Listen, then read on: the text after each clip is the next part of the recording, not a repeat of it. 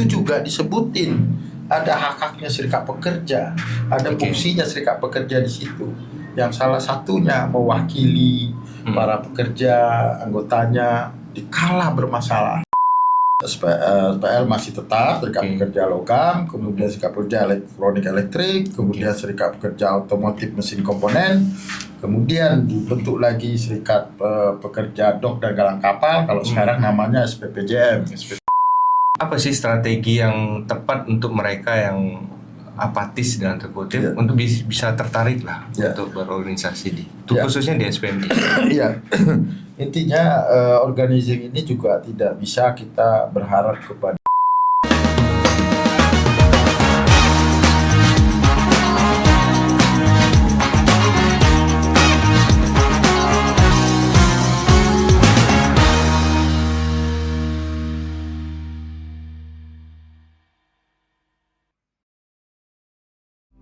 kita ada kata-kata yang menyinggung perihal organisasi ya.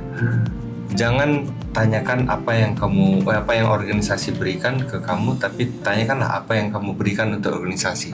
Nah, dalam artian di situ kan harus ada chemistry ya dengan kita pengurus FSPMI atau aktivis PMI dengan para anggota yang dalam artian mereka belum dan tidak terlalu aktif. Nah, di situ seberapa penting untuk membangun komunikasi dengan mereka. Ya, karena ini memang tantangan ya. Kita ini kan serikat pekerja ini bisa dikatakan perkumpulan buruh ya, yang sifatnya sosial ya. Sosial. Makanya ada semboyan itu, jangan kamu tanyakan apa yang diberi organisasi kepada kamu, tapi tanyakanlah apa yang kamu berikan kepada organisasi. Itu karena kita bentuknya adalah sosial. Jadi kita yang pertama tahu bahwasanya berserikat itu penting, maka kita lakukan berserikat tadi, ajak orang lain, tapi jangan dikenang. Kalau kita sudah memberikan itu kepada orang lain, jangan hitung-hitungan gitu ya. Jangan hitung-hitungan karena ini sosial gitu. Kalau kita tidak mulai dari kita yang tahu, mau nunggu siapa? Menunggu siapa gitu. Kalau kita yang sudah siap, maka kitalah yang memulai dulu. Karena kalau saya itu memegang beberapa semboyan ya dari petua kita ya, karena saya orang Padang juga nih ya. Orang awak. Tidak akan berubah suatu kaum kalau bukan karena kaum itu sendiri. Siap. Ya. Maka kalau kita yang sudah tahu, ya ayo kita bergerak dulu sambil mengajak yang belum tahu itu. Gitu. Nah, ini kan kita base-nya ada poin dari sosial gitu ya. Nah, kan dari 3 poin di depan tadi kita mengutip organizing, rekrut, pendidikan dan perjuangan. Nah, perjuangan. Korelasi perjuangan tadi, organisasi perjuangan dan sosial kita tadi itu kemana arahnya itu? Ya, kan kita buruh ini saya yakin lah ya. Buruh itu walaupun pemerintah sudah menyebutkan di undang-undangnya dia punya hak untuk sejahtera dan terlindungi ya. Tapi yang saya tahu sampai sekarang belum pernah ada buruh aktivis yang saya bilang minta upah sejahtera, nggak ada itu. Masih upah minimum itu ya. Itu. Tapi ya intinya untuk menuju ke sana ya itu memang butuh perjuangan. Makanya sebelum dia berjuang dia dididik dulu. Tujuannya apa? Biar memang keberhasilan itu bisa dapat ya. Kalau tidak dididik itu nanti susah untuk dapat. Karena kan memang di Indonesia ini belum ada kurikulum di pendidikan kita, mau sampai S3 pun dia profesor doktor pun kuliahnya tidak ada jurusan ketenagakerjaan atau bidang studi pendidikan ketenagakerjaan itu tidak ada. Oh, memang nggak ada Tidak ada. Mau jurusan apapun, S1-nya, S2-nya atau S3-nya atau mungkin SLTA atau SMU gitu ya, SMK, nggak akan ada jurusan atau bidang pun nggak ada. Hukum tata negara pun juga nggak ada. Nggak ada. Dia lebih, kalau hukum ya itu dia lebih kepada prinsip-prinsip dan norma-norma atau tata cara dalam persidangan gitu. Secara tidak ada ketenaga kerjaannya, nggak ada. Oh, jadi tentang upah, tentang jaminan sosial, kan itu deh, tentang hubungan kerja, itu karena aktivis saja itu. Aktif di dalam organisasi yang mempunyai konsep pendidikannya ada, maka dia akan banyak tahu. Tapi apabila dia tidak aktif, hanya tahunya pergi kerja, pulang kerja tidur, ya yang dia tahu itu nanti gaji saya berapa, besok lembur apa tidak, hanya itu dia tahu. Tapi apa hak dia selain dari yang tadi itu, yang ada di perjanjian kerjanya, dia nggak akan tahu. Dan itu bisa tahunya pendidikannya di serikat pekerja ada. Oke, itu kan kita bisa melihat secara pergerakan saat ini ya. Konsep di zaman Orde Baru. Nah, kan FSPMI 94 tadi ya? 99 ya. Itu setelah Orde Baru ya. Reformasi. Sudah reformasi. Nah, di saat ini kan bisa bilang zaman Gen Z nih. Nah, kita nggak bisa pungkiri metode pemuda zaman sekarang itu kan lebih banyak apatis ya. Kira-kira lewat sosial media efektif nggak itu, Bung Fitoni? Ya. Saya rasa tetap ya, kita nggak boleh meninggalkan kemajuan teknologi ya. Jadi serikat juga harus siap menghadapi itu. Jadi bukan buruh saja, serikat pekerja juga harus siap. Maka mengkampanyekan atau mensosialisasikan untuk pengetahuan tentang serikat pekerja tadi, apa itu hak-hak serikat pekerja, haknya serikat dan kepentingannya, ini ya harus digunakan media sosial. Tidak bisa kalau cuma ada datangi, diajak gitu, itu tidak cukup di situ. Kalau dulu bisa, gitu. Kalau sekarang ya harus ikut juga dengan kemajuan zaman. Media kan bisa kita bilang itu propaganda ya, propaganda bahasa. Kan kalau bahasa hukum kan bisa bilang agak kaku ya, kaku dalam artian pandangan dari anak Gen Z kalau bahasa sekarang. Kalau kita tahu kan konsepnya zaman milenial dengan anak zaman Gen Z sekarang kan harus berbeda.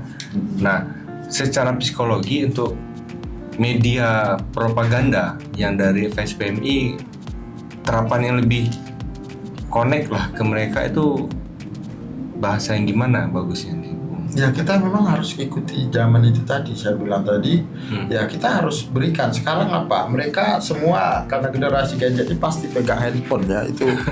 Jadi maka serikat pekerja juga harus buat konten-konten yang sebagai edukasi tentang pendidikan serikat tadi. Pendidikan konten tadi ya. Gitu. Okay. Jadi mungkin dibuatkan video-video pendek. Kenapa? Mesti berserikat atau buat video pendek. Apa sih haknya buruh?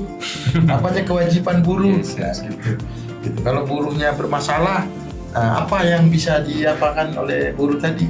Dibuat konten-konten begitu. Mungkin berarti mereka perlu tahu juga harus ada permasalahan antara perusahaan dengan karyawan, mereka harus tahu juga.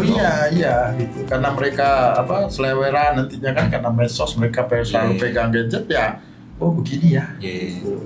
Dan saya itu yang saya pengen juga di organizing itu nanti kemarin bagaimana supaya organizing itu ya semacam ada medsos ya di media perjuangan itu yang memang hari-hari ya mengkampanyekan gitu. Aturan tentang PKWT jelasin hari itu. Ya, kemudian besoknya tukar lagi jelasin tentang upah misalnya, tentang PHK gitu. Ya, maunya ada itu. Ada refresh terus bahasanya. Ada refresh terus, hendaknya begitu. Jadi selama Bung Alfitoni bergerak di FSPMI, khususnya organizing lah, tantangan terberat nih bersama Bung Ondri tadi ya. Kita nggak usah berbicara secara nasional, di Kepri aja dulu. Tantangan terberat nih kira-kira yang apakah nanti dijegal dengan perusahaan tempat Bung Alfitoni kerja atau gimana? Ya, sebenarnya kan orang berserikat ini kenapa ya sekarang ini agak berat ya itu orang untuk mendirikan serikat karena memang undang-undang kita itu problema pertamanya, itu jadi tantangan kita pemerintah kita melegalkan orang status outsourcing. Outsourcing, itulah yang kita tuntut ya. Orang pemerintah kita masih menggunakan PKWT. PKWT. Sehingga PKWT outsourcing ini kan lemah. Lemah dalam arti apa? Kapan saja bisa diberhentikan. PKWT yang terbaru itu 168 ya, tahun 2023. Jadi, makanya berdampak kepada serikat pekerja, orang takut mendirikan serikat pekerja. Ini sehingga sedikit tantangan bagi kita serikat pekerja untuk mengajak orang berserikat tadi, karena dia khawatir karena outsourcing gitu. Ya kita sudah contoh lah di Batam khusus SPM aja, PUK outsourcing, ya outsourcing ya sifatnya ya, yang bisa yang berdiri serikat pekerja itu hanya ada 2. Satu di PPJM ada Nestlé namanya, satu lagi ada Haleroya Powerindo di kelistrikan. Gitu. Itu mereka subkon, tapi karena mereka permanen aja itu. Kalau yang kontrak nggak bisa. Ada orang tuh saya yakin ke PLN ya dia. Iya, ke PLN, outsourcingnya PLN. Kita lihat Tanjung Uncang itu semua itu ada berapa itu perusahaan itu outsourcingnya. Ada yang berdiri serikat, ada satu aja. Gitu. Itu berarti kan kita menghadapi intimidasi ya, intimidasi dari perusahaan. Nah, kalau kita bilang intimidasi, susah tuh menemukan buktinya. Ya. Karena kan berserikat itu kan bebas, boleh ikut, boleh tidak. Yang penting nggak boleh dilarang, gitu. Dilarang kena pasal, gitu ya. Nah, cuma karena lemahnya tadi saya bilang PKWT atau outsourcing tadi, nanti dia bisa nggak disambung pekerjaannya. Nah, sehingga mengganggu ekonominya. Lebih baik ya udahlah dia ikutin saja. Gitu. Padahal dengan dia tidak berserikat, ya macakap lah, kalau dia UMK ya UMK lah terus gitu. Gitu ya. Karena PKWT kan, upah baru lagi, tahun depan sambung kontrak, upah baru lagi, UMK lagi, yang gitu terus. Perjanjian kerja waktu tertentu ya? Iya, perjanjian kerja waktu tertentu. Jadi kalau kita seorang operator misalnya kontrak, ya itu gajinya ya bakal UMK terus. Karena tahun depan habis kontrak kita sambung lagi UMK tahun depan, tahun depannya lagi sambung lagi, ya sama juga UMK terus. Itu secara pandang hukum ya, PKWT sekarang kan masih putusan MK 168 ya 2023 ya. Itu kan hasil tuntutan dari Partai Buruh ya, Partai Buruh yang sebelumnya dan Serikat Buruh juga ya. Menuntut yang sebelumnya itu Omnibus Law mengatakan 5 tahun jeda 30 bulan, kontrak 5 tahun sampai seterusnya.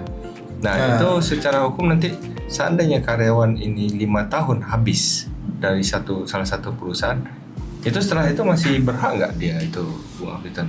Ya, PKWT saat ini dasar hukum yang bisa kita gunakan karena pasca putusan MK, yaitu adalah PP 35. Itu yang bisa kita gunakan menjadi dasar ya sampai adanya undang-undang baru.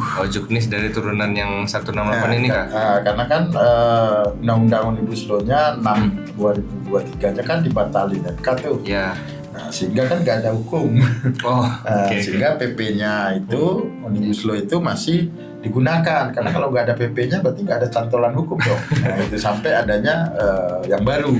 Nah, maka yang dipakai saat ini adalah PP 35. PP 35. Nah, PP 35 yang mengatur di dalamnya salah satunya tentang hubungan kerja, itu kontrak tentang sistem permanen.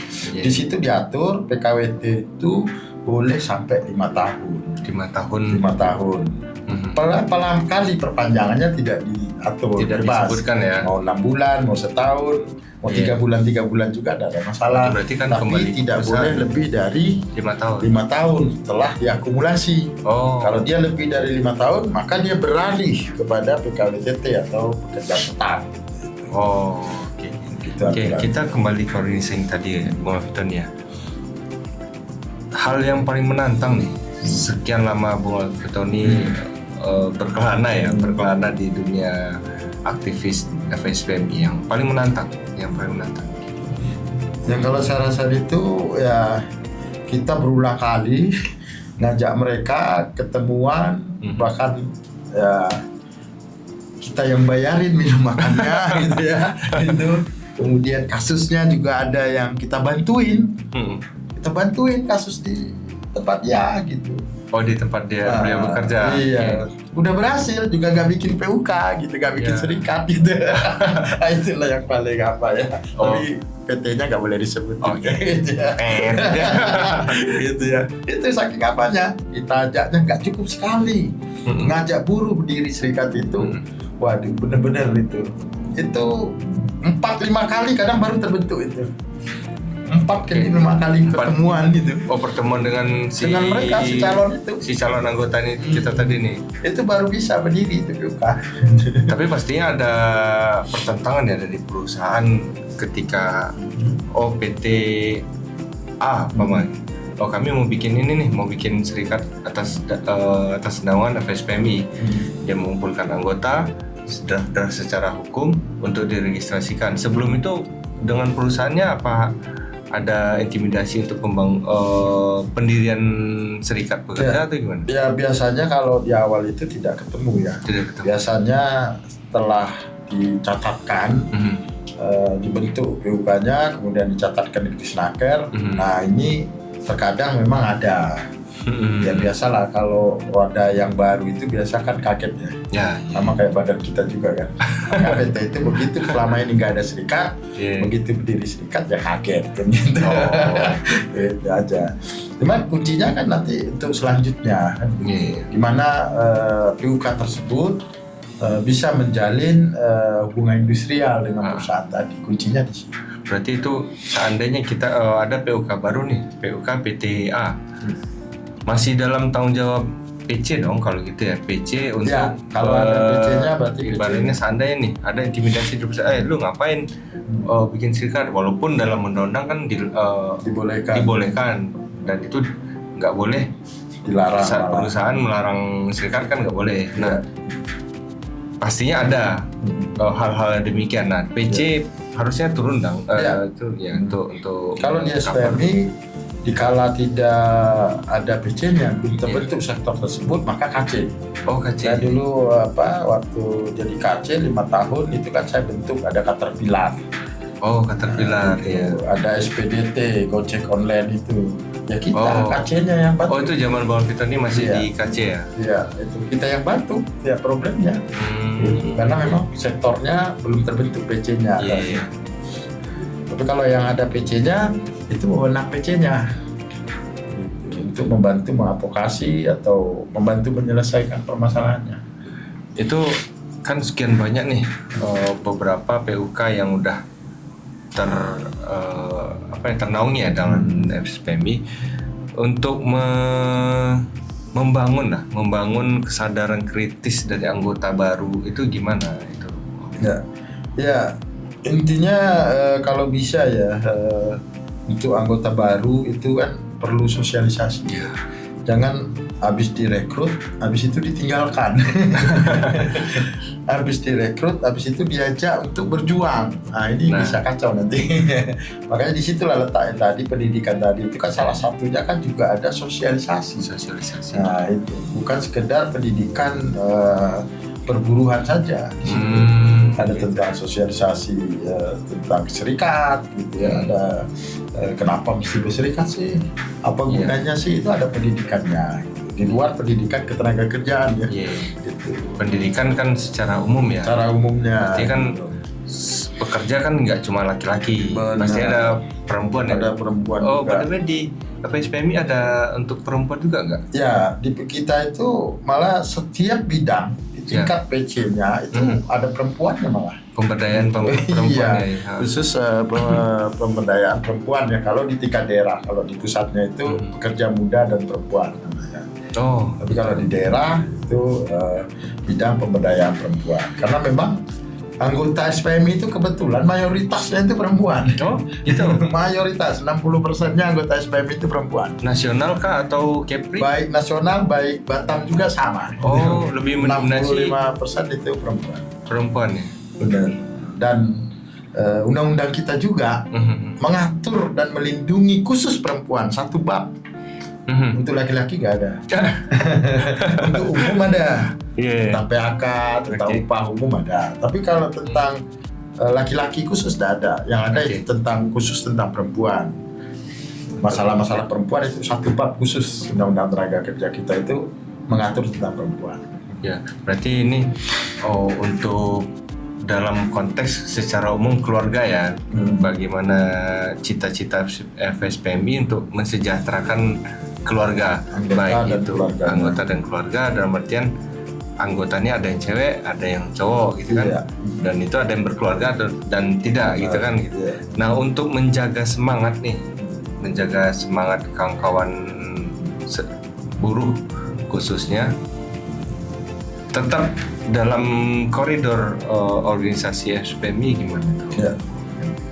Ya, kita jangan sampai melepaskan konsepnya FSPMI tadi ya. Rekrut, didik, gerakkan. Artinya apa? Ini udah ada runutannya. Ikuti runutan ini. Jadi begitu sudah direkrut jangan dilepas. Makanya diajak terus, diajak berpendidikan. Biar aktif. Agenda-agenda ya. Agenda-agendanya. Biar dia aktif gitu. Tapi kalau tidak ada jembatannya ini, begitu juga dikala berjuang. Diajak juga. Jadi kalau dia mau diajak berjuang, dia udah tahu. Misal kita mau demo upah, jangan sampai mereka diajak berjuang upah, besok ditanya wartawan apa itu UMK nggak tahu gitu. Kacau gitu. Nah, itu dan intinya menyatukan sebuah buruh itu ya dengan pertemuan gitu. Makanya kita di SPM itu di ADRT kita bahkan ditulis itu semua punya kewajiban, ada ratin, ada rakor, ada raker tahunan, gitu, ada apa sampai ke atasnya. Jadi kita itu banyak rapat-rapat itulah kegiatan bertemu tadi. Gitu. Pasti dari pertemuan pas bakal nampak lah ya potensi si A, B, C atau yang lainnya. Oh ini kira-kira nih potensinya di pendidikan nih. Ini di hukum atau yang perempuan dia lebih dominan kegiatan perempuannya misalnya gitu. Perlindungan perempuannya mungkin. Itu pengkaderisasi lah ya, pengkaderisasinya. Oke, Bang Vito nih. Itu. Nah, ini bedanya SPMI di sini nih. Kalau yang lain-lain kan kadang kan dari dia ke dia lagi kayak gitu ya. Udah capek dianya kasih anaknya gitu. Tidak. Kalau kita enggak, di SPMI enggak. Makanya enggak ada ya. Sempat pernah mendengar BPJS itu diawali dari FSPMI ya? Iya, benar itu. Maka saya berharap ya kaum milenial ya juga harus aktif ya, menggali itu ya organisasi tadi bagaimana dia bisa selalu mempelajari, karena Indonesia ini